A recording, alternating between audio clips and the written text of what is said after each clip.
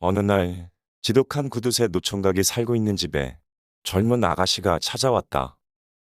자신은 밥을 거의 먹지 않으니 아내로 삼아달라고 부탁을 하는 것이었다. 그동안 결혼을 하지 않았던 이유가 아내를 먹여 살려야 하는 것이 아까워서 늘 망설이고 있었다. 그런데 젊은 아가씨가 제 발로 찾아와 결혼을 하자니 믿기지 않았지만 그렇다고 손해볼 일도 아니었고 잘된 일이라고 생각했다. 대신 밥을 먹지 않는 약속을 어기면 바로 내쫓을 거라고 하자 아가씨는 그렇게 하겠다고 말했고 구두쇠 총각은 결혼을 하게 되었다. 혼례를 올리고 함께 살아보니 아내는 정말 물만 마시는 게 다였고 거의 먹질 않았다.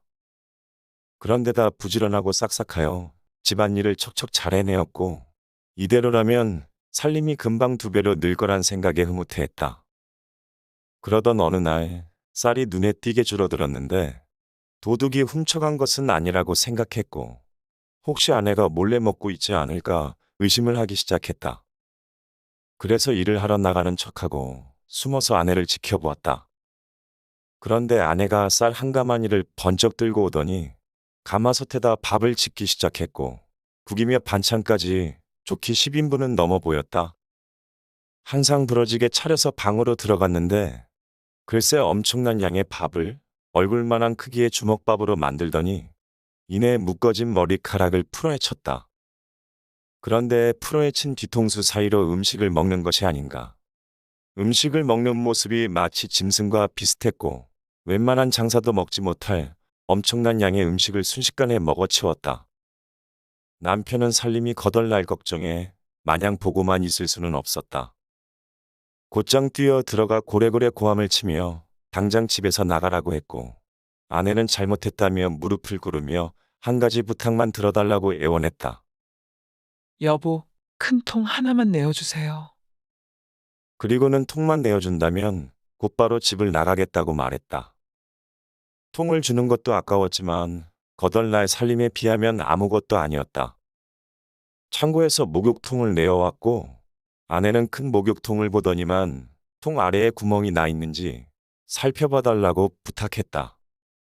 남편이 목욕통 안으로 고개를 숙이자마자 아내는 안으로 밀쳐버렸고 통 안으로 빠진 남편은 당황하면서 위를 쳐다보았는데 뒤통수에 달린 커다란 입이 혀를 날름거리고 있었다. 괴기스러운 아내의 모습은 끔찍하다 못해 징그러웠다. 아내가 자신을 쳐다보며 말했다. 내 존재를 알아버렸으니 널 이제 산채로 먹어야겠다. 징그러운 입에서 침을 뚝뚝 흘리면서 자신의 거처로 데려갈 준비를 했다.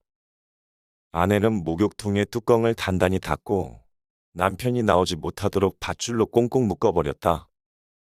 그리고는 목욕통을 지고 산을 오르기 시작했다. 통 속에서 발버둥 치며 살려달라고 애원했지만 아내는 들은 척도 하지 않고 걸음을 재촉했다. 통 속에 갇힌 남편은 구두쇠로 산 자신이 너무 한심했고 이대로 죽었구나 싶었다.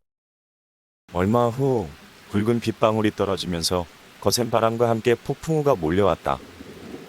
비가 너무 많이 내린 탓에 금세 웅덩이가 생기면서 질퍼덕해졌고 아내는 발을 잘못 디뎌 미끄러지는 바람에 산 아래로 굴렀는데 이내 정신을 잃고 쓰러졌고 통의 뚜껑이 열려버렸다.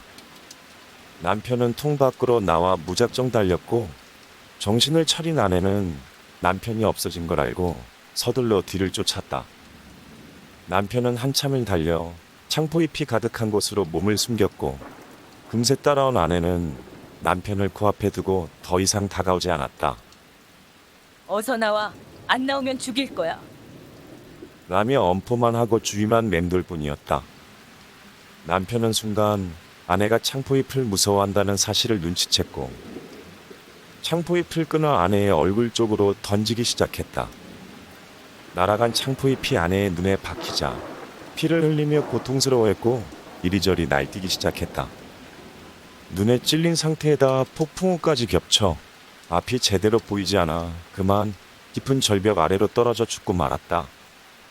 남편은 집으로 돌아온 후 과거의 행동을 반성하면서 구두쇠 짓을 멈추었고 마을 사람들과 함께 어울리며 베풀 줄 아는 사람으로 잘 살았다.